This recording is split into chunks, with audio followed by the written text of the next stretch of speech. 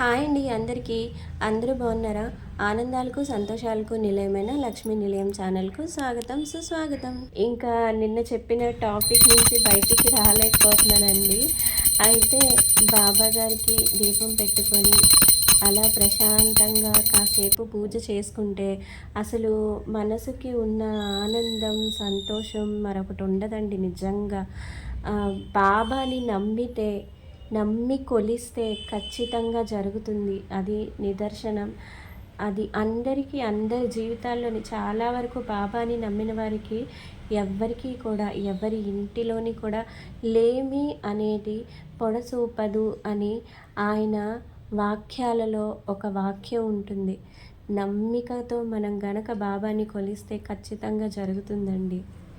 నిజంగా దైవం మానవ రూపేణ అని చెప్పుకోవడానికి నిజమైన నిదర్శనం బాబాగారేనండి. అసలైన నిజమైన నిరాడంబరతకు నిజమైన నిదర్శనం బాబా గారు ఈశ్వర స్వరూపుడు, నిజంగా ఈశ్వర స్వరూపం. నమ్మి కొలిచిన భక్తులకు కల్పతరువై మనకు నీడగా తోడుగా ఉంటారంటే ఖచ్చితంగా బాబాని నమ్మిన ప్రతి ఒక్కరూ ఈ మాటను ఒప్పుకుంటారు, నమ్ముతారు కూడా. అయితే మనం కూడా నిరాడంబరంగా అంటే పూజలు ఆర్భాటంతో హంగుతో చేయనవసరం లేదు. భక్తితో మన సంకల్పం పెట్టుకొని మనస్ఫూర్తిగా మనోపుష్పాన్ని భగవంతార్పితం చేస్తే అంతకు మించిన భక్తి భావం మరొకటి ఉండదు. బాబా స్వరూపం ఈశ్వరుడు, ఈశ్వర తత్వం బాబా. ఈశ్వరుడు నిరాడంబర తత్వానికి ప్రతీక. సకల చరాచర సృష్టి తన ఆధీనంలోనే ఉన్న నిత్యం యోగ సమాధిలోనే ఉంటాడు. పట్టు పీతాంబరాలు ధరించగలిగిన జంతు చర్మాన్ని చుట్టుకుంటాడు. సువర్ణాభరణాలు బదులు పాములను ధరిస్తాడు. లోకం బాగు కోసం విషాన్ని స్వీకరించిన అమృతమయుడు దైవం. స్వీకరించేది ఆడంబరంతో కూడిన పూజలు కాదు, స్వచ్ఛమైన హృదయ పుష్పాన్ని మాత్రమే. పూజా సమయంలో పత్రం, పుష్పం, ఫలం, తోయం అనే నాలుగింటిలో భక్తి భావంతో ఏ ఒక్కటి సమర్పించినా అది భగవంతుడికే చెందుతుంది. ఒకవేళ అవి కూడా లేని పరిస్థితుల్లో కృష్ణార్పణం అని చేతులు జోడించి దండం పెట్టుకోమని ధర్మశాస్త్రాలు చెబుతున్నాయి. అలాగే పెద్దల్ని గౌరవ భావంతో చూస్తే పూజించినట్టే అవుతుంది.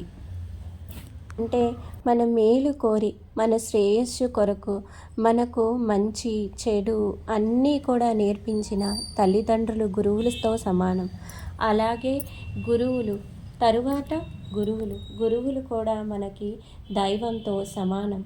అలా భావించి మనం ప్రార్థించి పూజిస్తే తప్పకుండా బాబా కృపకు పాత్రులమవుతాము.